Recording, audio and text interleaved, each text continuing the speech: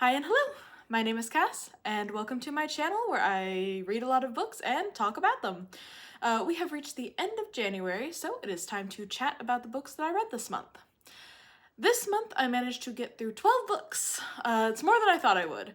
A good month of reading, both quantity-wise and mostly quality-wise. We'll get more into it later.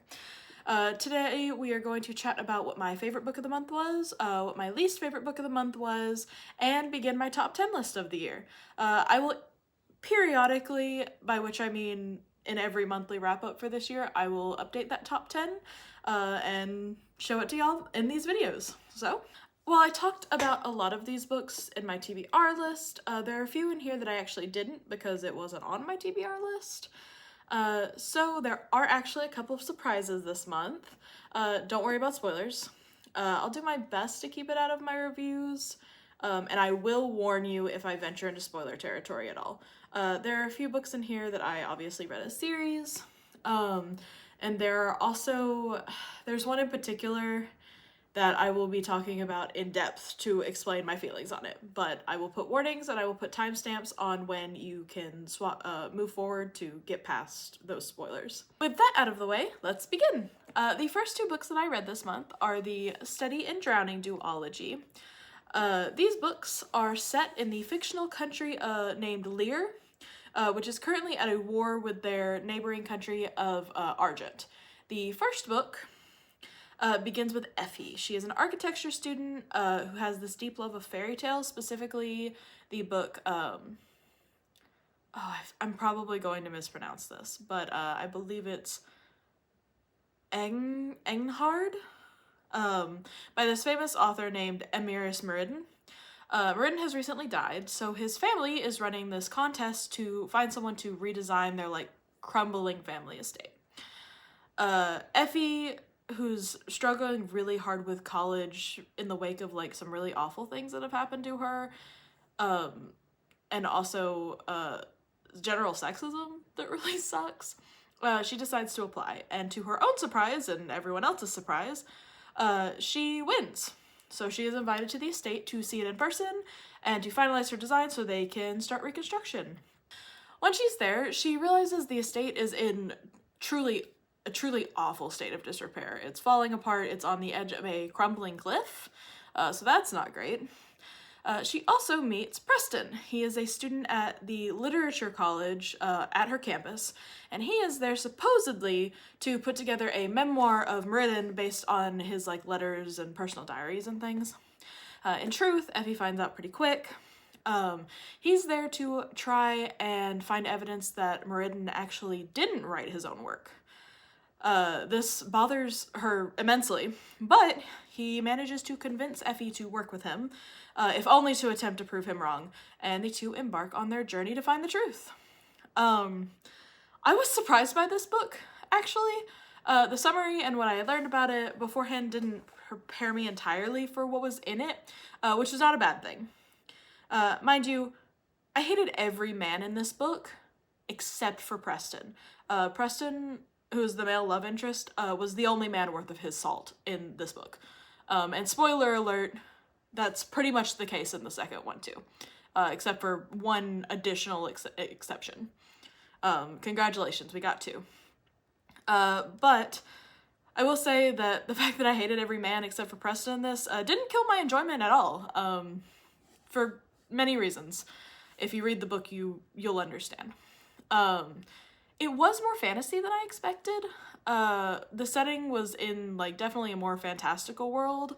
I originally, when I first read the summary, I thought it was set in our world, basically. It is not. There's this push and pull of magic and reality, and is magic real? And that was all very interesting.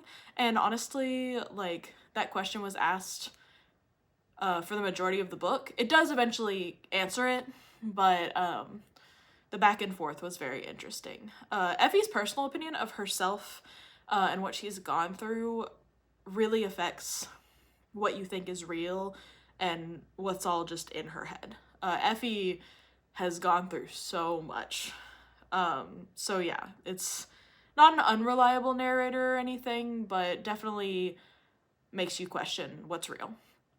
Also, Effie's mom, speaking of people who suck, Effie's mom sucks. Effie, I need you to get away from all of these horrible people around you. Oh my god, you deserve better. Without spoilers, a short summary of the second book is that Effie and Preston have returned to their college with their discoveries from what they found at the estate.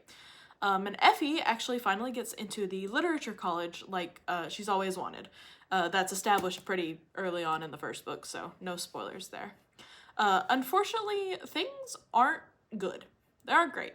Effie and Preston seem to almost like switch roles from the first book. Preston starts to struggle with being confronted with magic, which up until this point he's been very firmly a realist. Magic doesn't exist, etc., etc. But Effie, on the other hand, is trying to accept reality without the ability to like escape into fantasy like she has previously. If I'm being entirely honest, I was surprised that there was a second book after I finished the first book. I bought these two together, so I knew. But the first book really tied things up nicely, you know, and yeah, there were some threads that could be followed, and they were in this book. It wasn't super needed for me to like feel satisfied with where we ended. I would have been happy if the first book had been the only book.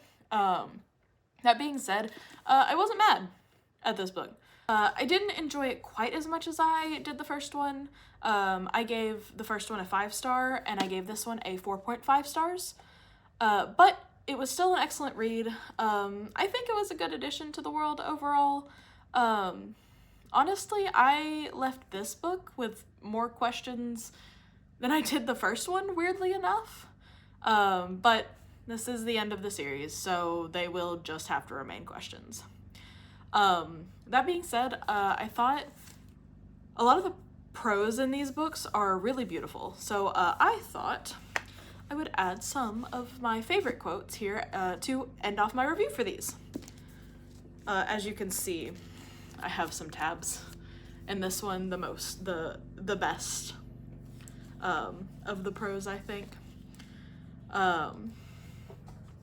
But yeah, so page 190. I will love you to ruination, the Fairy King said, brushing a strand of golden hair from my cheek. Yours or mine? I asked. The Fairy King did not answer. They're cruel. They'll be cruel to you too. It doesn't matter. I'm not afraid to care about you, Effie. Isn't that what we all want? And then from the second one, love whispers, grief shouts. I chose this, he murmured, his lips brushing the soft hollow of her cheek, and I would choose it again, every time. You can't take that away from me. I love Effie and Preston. They're so cute. Next up, we have catabasis. I keep going back and forth on that. I think I mentioned that in one of my reading vlogs. As told in my TBR video, this is the latest release from R.F. Kuang. It came out last year. It is about Alice Law and Peter Murdoch, who venture into hell to retrieve their dead professor's soul. I will amend something I said in my TBR video. I said that Alice and Peter are looking for recommendations for grad school. I was wrong. They are currently in grad school. They're looking for eventual recommendations for jobs from their professor. I gave this book 4 stars. The characters were definitely the primary driver through it. Hell is very interesting, especially Kwang's interpretation of it, at least, you know, through the lens of this book. How much it's influenced by, like, Peter and Alice's college life, and it kind of implies, I think, that the first couple rings are seen the way that the person approaching it would envision. I think that's a really cool concept. I was super invested in these two. Their mistakes, their successes, their journey, initially, but also throughout the book. Alice, definitely, I didn't like her a lot. She has a lot of double standards. She has this, like, I'm better than everyone else mentality. and this attitude and thoughts that rubbed me kind of the wrong way, but it honestly made it better because throughout the book you get to watch her grow and like realize the flaws in that those processes, and how much she had been influenced by Professor Grimes and just how wrong he was. The character development in this book is great on Alice's part.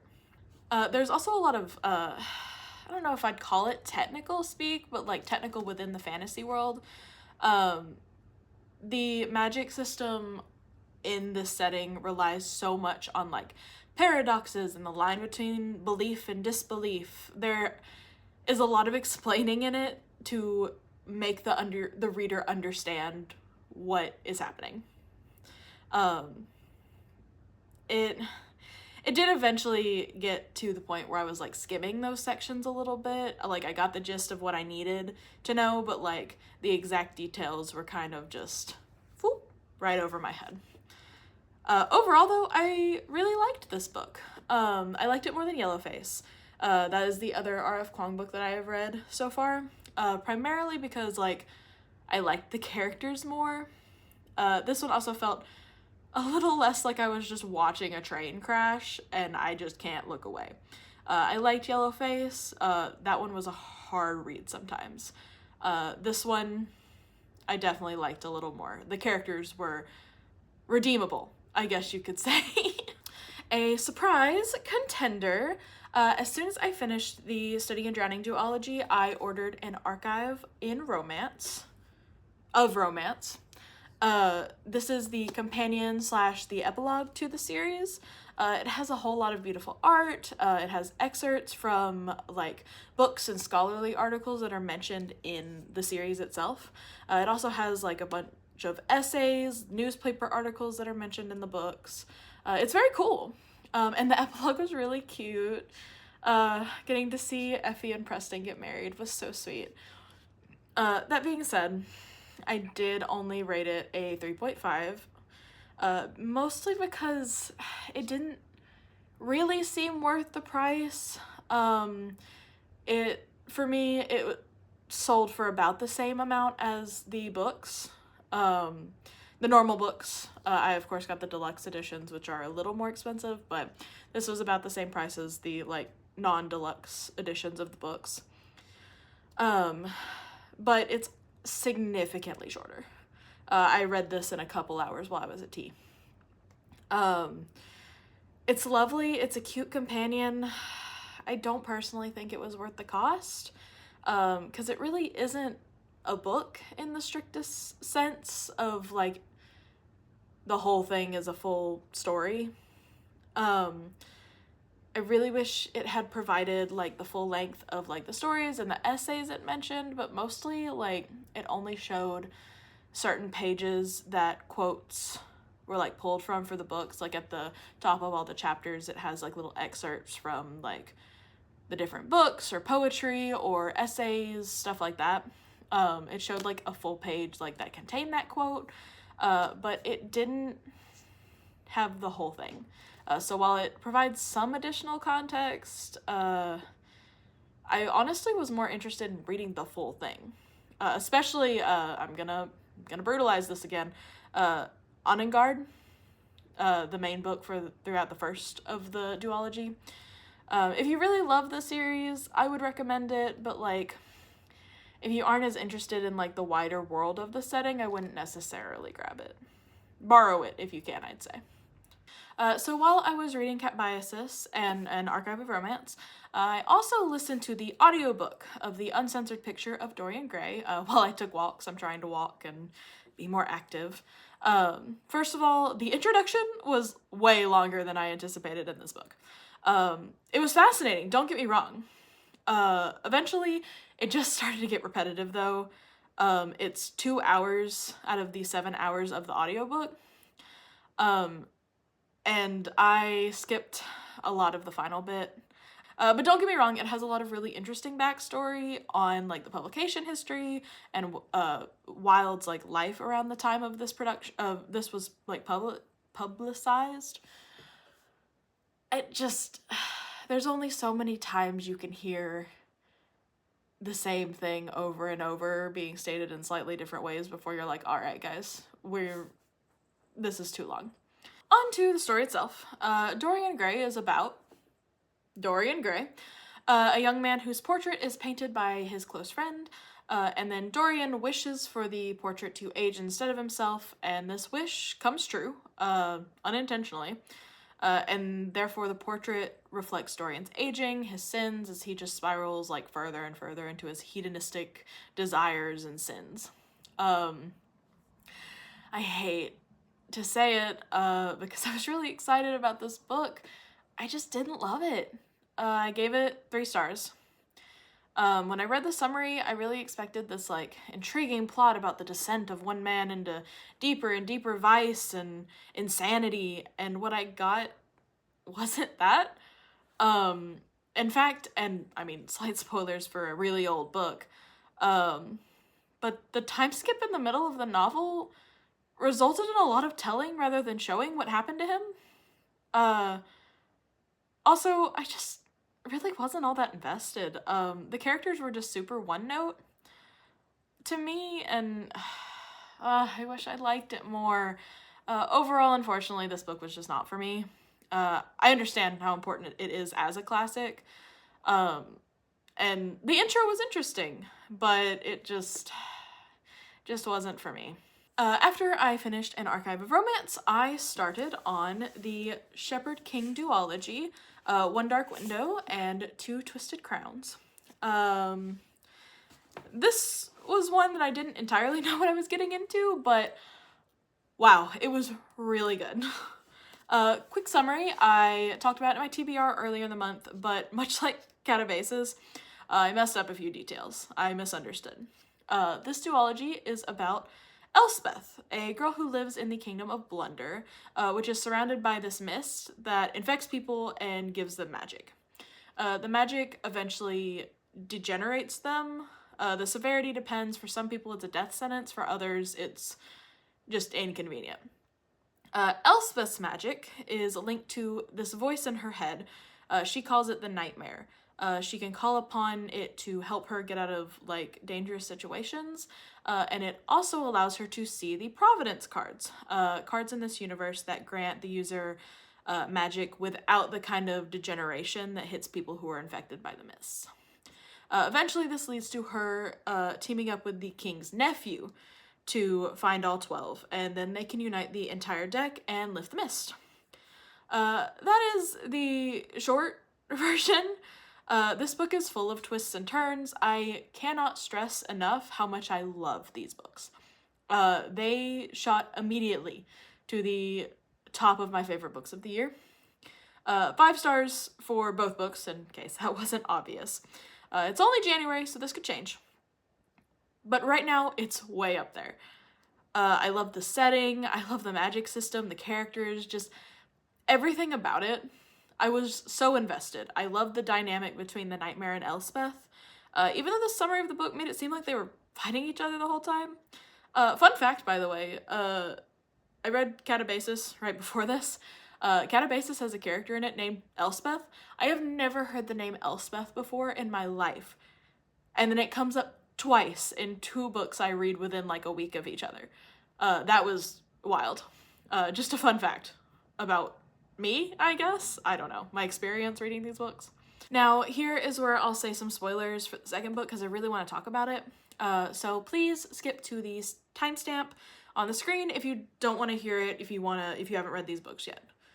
Okay? We good? All right. So with the second book, I was a little concerned about the change that happens at the end of the first book, where the Nightmare takes over primarily of Elspeth's body.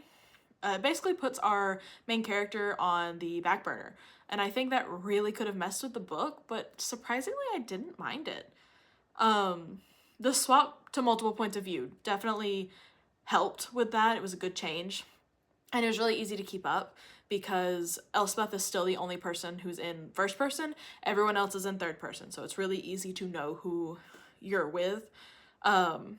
Sometimes if you're swapping multiple points of view characters and they're all in first person, I find it really hard to like keep track of that. I have to like keep going back and be like, who's talking? I read really fast, so sometimes that happens. But I didn't have that problem here at all, so that was really nice. The Nightmares dynamic with not only Elspeth, but also everyone else he interacted with was just fantastic. And by the way, he's hilarious. It's not my fault, I'm constantly surrounded by idiots, Elspeth, is so good and is one of the best. I cackled for like a straight minute. The dynamic change didn't drag the story down at all. In fact, it honestly really enhanced it as far as I'm concerned. The only minor complaint I have, and it's not really even really a complaint, but if you read the back of the book summary, it like acts like the nightmare is gonna give them like a ton of trouble or try and get rid of Elspeth like entirely, but like that is not the case at all. And it's not like, it's a little more the case in the first one, like not a ton, like he caused her more problems there, but like he really loves her like a daughter. He's twisted, don't get me wrong, he does messed up things, but he loves her. And he really worked towards like, I want to build a kingdom and a world that was better for her and everyone. And like, yeah, I want to take my revenge, but like, you know, I think he says at one point, like, I promised her I would make the world better for her.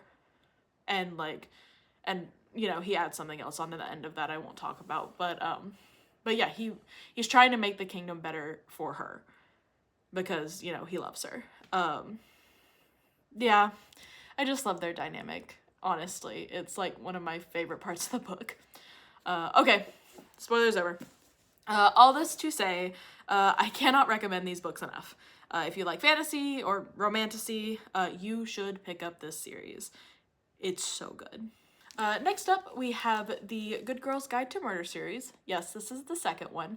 I lent out the first one to a friend of mine, and he's still reading it, so this is where we're at. This is a YA thriller series. It is 3 books. The Good Girl's Guide to Murder, the one I lent to my friend, Good Girl, Bad Blood, and, nope, that's upside down, As Good as Dead. The series all focuses around Pip as she uncovers various mysteries surrounding her and her small town. The first one is about Pip as she investigates a case from 5 years ago where a senior killed his girlfriend and then himself. Pip doesn't actually believe he did it, and as she investigates more and more, she discovers more secrets hidden by not only the people around her, but also by the town. The second one picks up in the aftermath of all that, and Pip ends up having to investigate the disappearance of one of her friend's brothers, because the police refused to do it. And then finally, the final book, well, I'll talk more about that in a spoiler section in a minute.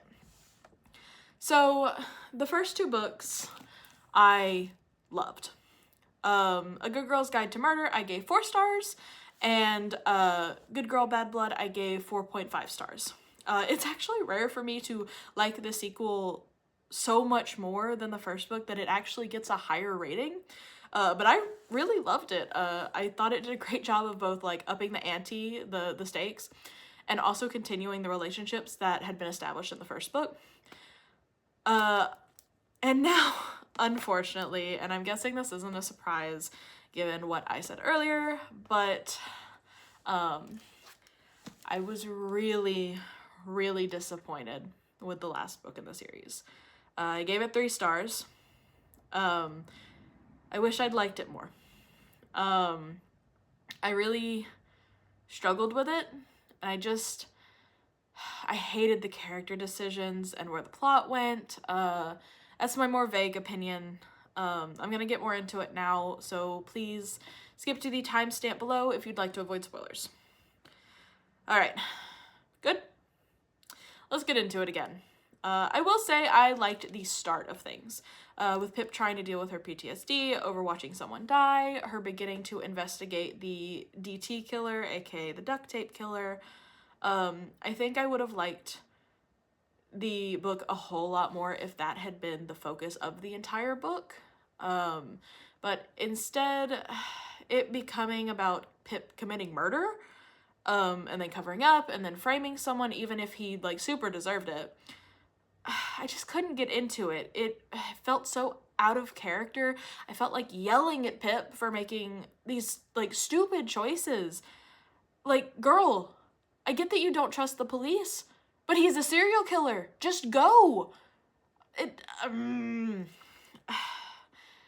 especially like, this is, you know, all spoilers. When she goes to prove that the guy they have put away as the DT killer isn't the DT killer, and she's, you know, leading them the right way. You could have done that before you decided to murder him. I don't know what to tell you, girl. It wasn't great. And the ending, it doesn't make any sense to me for Pip to just cut off her entire support system of friends and family to save them if she gets caught. Like, girl, that's so suspicious. You're telling me that the detective isn't gonna be like, it's really odd that Pip just stopped talking to her entire friends and family and everyone at this one point. Like, what? It just felt unnecessary. It felt unnecessary. It's odd. I just hated it, and it felt like such a disappointing ending to what had been a really great series up until this point. So yeah, I was really, really upset about this. It took me forever to get through this last book because I just disliked it so much. But it's hard for me to DNF a book. And also this being the final book in a series, I was like, no, I just gotta grit my teeth and see it through to the end. So I did, and I did get through it. At this point, we had gotten through my original TBR goal, and with that, I had a choice to make. I could either read forward on my list of chosen books for the year, or I could pick up some new ones that aren't on my list at all. I ended up doing technically a little bit of both, I guess you could say.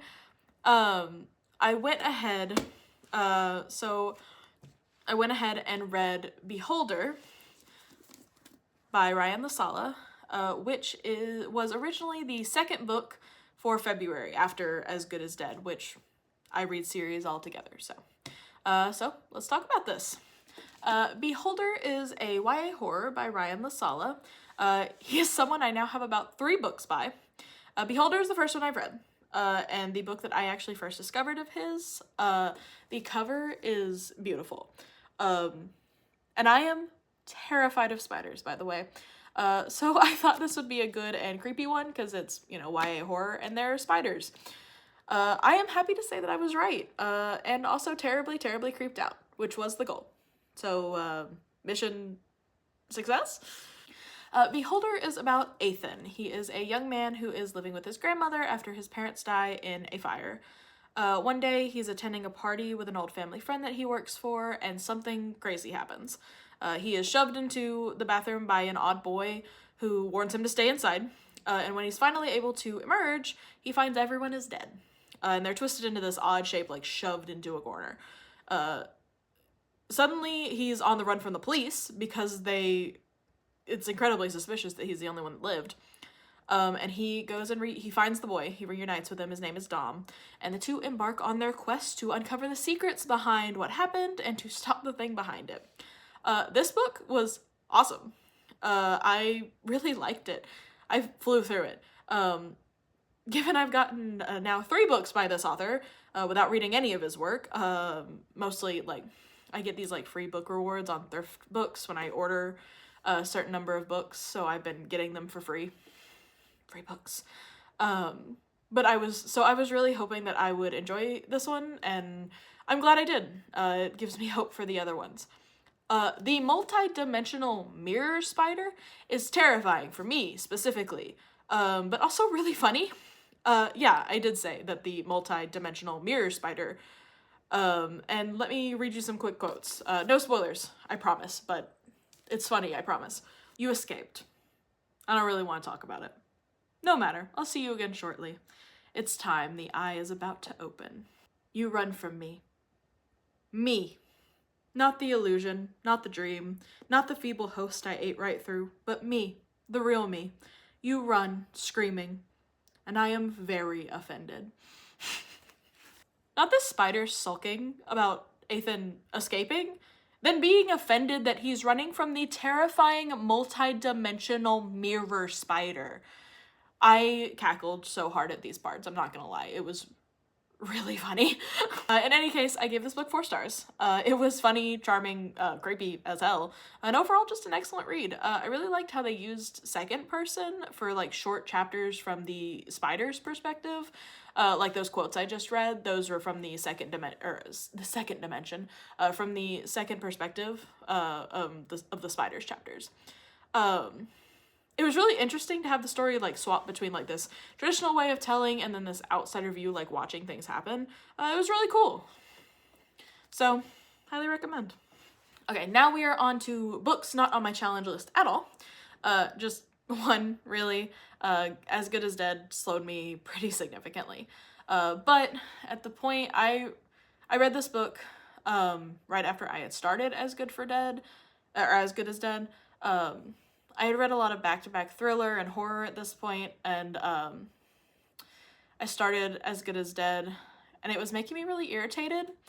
So I decided that the best course of action would be to read something like lighthearted with like a happy ending to kind of be a palate cleanser, to hopefully help me not be as upset at the book. Unfortunately, it obviously did not work for other reasons, but I did get a good read out of it. So I grabbed the ebook for Good Spirits by B.K. Borison, and I'm so glad I did. This was lovely. It was adorable, it's a quick read, and it gave me everything that I needed at that point. I honestly and genuinely shed a tear towards the end of this book. And because of that tear, I gave it a 4.5 out of 5. It is incredibly rare for a book to pull a tear out of me, so I gave it that extra half star because of it. It deserved it. So Good Spirits is a holiday romance between Nolan, a ghost of Christmas past, and Harriet is newest charge. Nolan is charged with showing Harriet the like error of her ways, and then like passing her off to the next ghost, which would be one of the ghosts of Christmas Present. The problem is that Harriet doesn't seem to be a bad person. Every memory that they visit only seems to like show that good side of her more. So the two are more entwined than they initially think. So together they try to unravel why they've been brought together as they like slowly fall in love. And yes, technically I read this a little late. It was firmly late January when I read this book. But you know what? It was perfect for what I needed.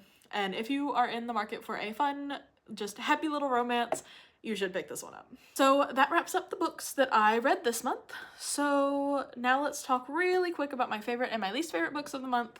I think based on my ratings and what I've talked about, you can probably guess, but still. So coming up on my favorite is actually 2 books. No surprise to anyone, it is The Shepherd King duology by Rachel Gillig.